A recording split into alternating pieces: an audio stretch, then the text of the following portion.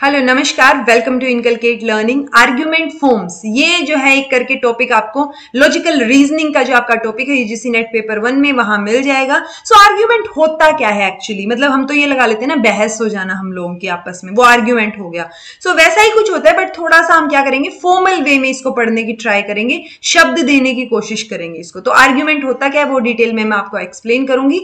This is presented by मी रवीना। अगर आपको videos informative लग रही है तो इनकलकेट लर्निंग को लाइक शेयर सब्सक्राइब करना मत भूलिएगा।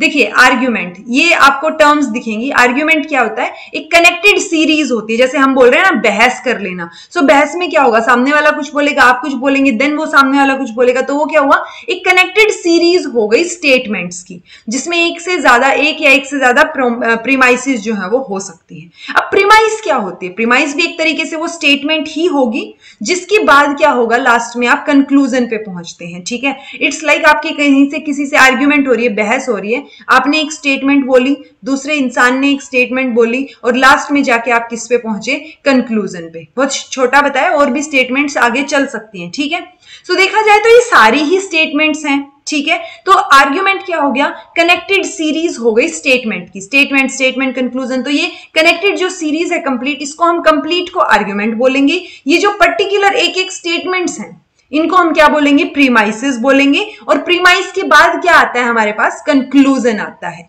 सो ये भी बोल सकते हैं कि प्रीमाइस के जो स्टेटमेंट से फर्दर क्या हो, कंक्लूजन को लीड करें, जो वो क्या रहेंगी, प्रीमाइस रहेंगी। एक या दो या बहुत ज्यादा भी हो सकती हैं किसी भी एक सिंगल आर्ग्यूमेंट में भी, जो मैंने आपको बताया अभी। ठीक है, और कंक्लूजन क्या रहेगा, अब कंक्लूजन को आप क्या डिफाइन कर सकते हैं, या तो जो प्रीमाइस से हमने इन्फ्रेंस निकाला है वो कंक्लूजन है। ठीक है, तो is that statement that is reasoned और inferred from the arguments premise. So ये कंप्लीट क्या हो गया, आर्ग्यूमेंट हो गया। यहां पे ये जो स्टेटमेंट्स हैं जो कि लीड करेंगे, जिनसे हमें कंक्लूजन निकालना है, इन्फ्रेंस पे पहुंचना है, वो क्या रहेंगी, हमारी प्रीमाइस रहेंगी। ठीक है जी, कई बार कंक्लूजन को इन्फ्रेंशियल जो है वो बोल दिया जाता है, इन्फर, क्योंकि उससे इन्फ्रेंस बोल दिया जाता है कि वो इन्फ्रेंस ही तो निकाल रहे हैं ना, मतलब हमें क्या चीजें मिली हैं। एग्जाम्पल के साथ बता देती हूं एक बार, ये तीन टर्म्स आपको दिख रही होंगी, ये जो तीनों की तीनों स्टेटमेंट्स हैं, इसको हम क्या बोलेंगे, आर्ग्यूमेंट। ठीक है, और ये स्ट्रक्चर है आर्ग्यूमेंट का कि प्रीमाइस देन कंक्लूजन, ऐसे। ओके, कई बार ये भी हो सकता है कि एक ही प्रीमाइस हो और उसके बेसिस पे फिर क्या हो, कंक्लूजन हो। ठीक है, ये चीजें भी हम डिटेल में पढ़ेंगे, बट अभी के लिए आप ये एग्जांपल देखिए। पहला हमने स्टेटमेंट बोली, ऑल मेन आर मोर्टल, यानी सभी मैन क्या है, मोर्टल हैं। दूसरी स्टेटमेंट है कि आई एम ए मैन, कि मैं भी एक इंसान हूं, सो मैं भी मोर्टल हूं।